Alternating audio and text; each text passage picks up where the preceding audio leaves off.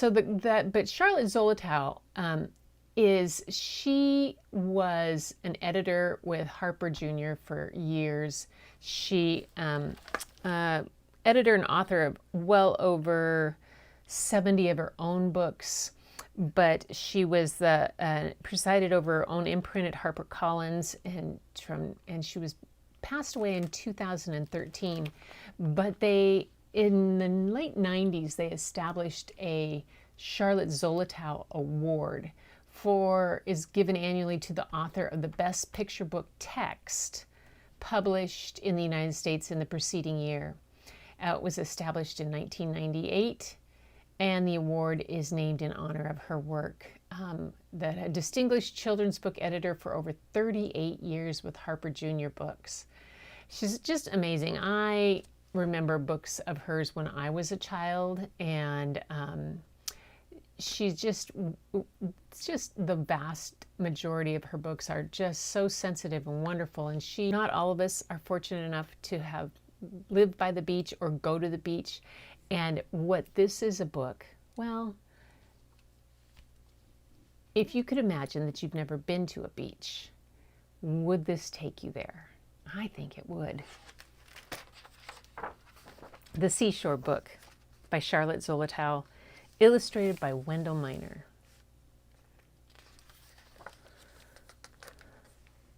What is the seashore like? A little boy asked his mother. He lived in the mountains and had never seen the sea. His mother smiled. Let's pretend, she said. It is early morning at the seashore, and it's hard to tell where the sea stops and the sky begins. They are the same smoky gray until the mist shifts from gray to dark white, from dark white to pale purple, from pale purple to hazy blue, and then suddenly the sun breaks through.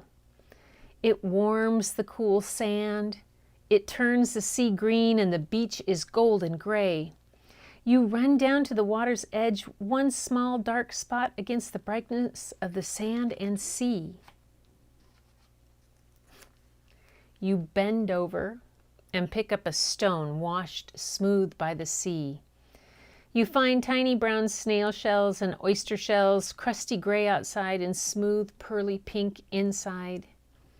You pick up a clam shell, half open, and inside a live clam snaps the shell closed. In my hand? The little boy asked. In your hand, the mother said. Then down you reach again and pick up a wet white feather from the gulls flying overhead. We sit at the edge of the water and build a castle of wet sand until the waves wash up and suck it back to the sea. The cold water makes your skin feel like peppermint, and you are tired. You lie down in the hot noonday sun now, and it feels warm as a big, soft cat covering you, taking away the chill of the waves. The swish, swashing sound of them lulls you to sleep.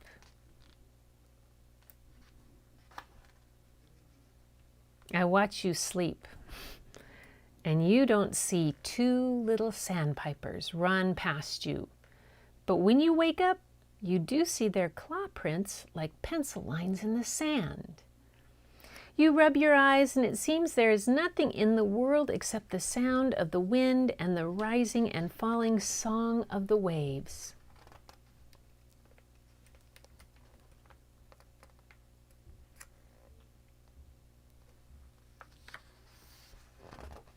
You stand and look at the ocean, and far, far out, so far it seems like a toy.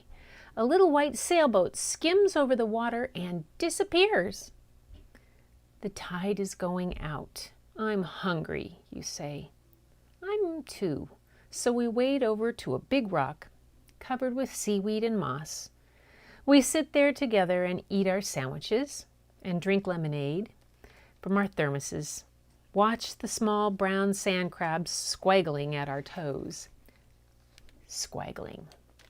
New favorite word. An airplane flies low in the sky. Its shadow on the sand is like a gigantic bird, and you leap off the rock and chase after it until it's gone. I watch you throw your head back and twirl yourself around and around until you're too dizzy to stand and you fall down in the sand.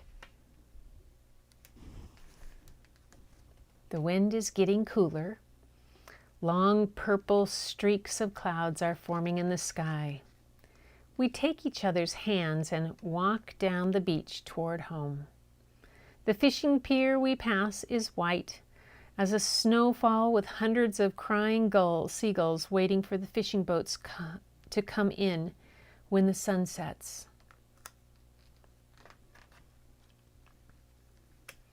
The evening air is so still that the buoy's ding, ding, dong sounds as if it's right next to us, close and clear and loud. We climb to the top of the dune, away from the ocean, but we stop and look down across the seagrass to the sea. The setting sun is a huge orange ball. You are so tired when we get home that you can hardly stay awake through your hot bath and your dinner. We barely have time to kiss goodnight before you fall asleep. Outside, the lighthouses flashing golden gleam on, gleam gone. But you don't see it. You are sleeping so deeply.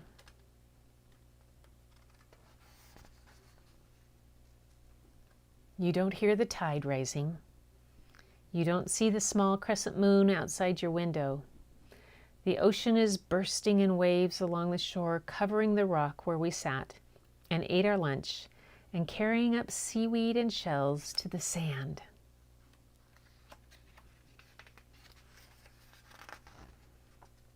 The little boy leaned against his mother and smiled. "I like the seashore a lot," he said. "And now I can always close my eyes and be there the way I was just now with you."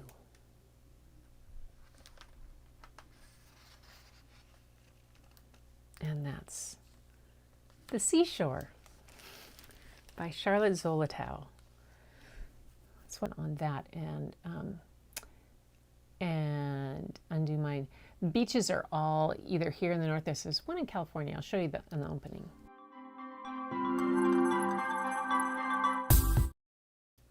Oops. So that's Beach 3 on the Washington coast. That's up in Edmonds right there. This is out on the coast. It's like Shy Beach. And that is in California. And that is on the coast too. That's Beach 4. And that is in Oregon. And that's Smoke Clips. But that one that I did, it's with the surfers. I'm just going to do the one story tonight on this one because the other one is part 2 of So Many Beaches. And this is more like if you had to have a beach in the city. What would it do? I'm going to wait till tomorrow. All right, you guys. Until next time, keep looking for the beauty hidden in plain sight. Where did I go? It's all around you.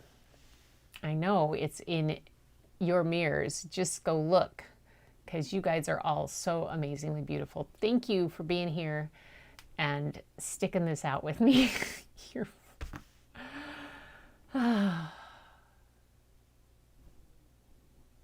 blessings to all of you, and I'll see you later.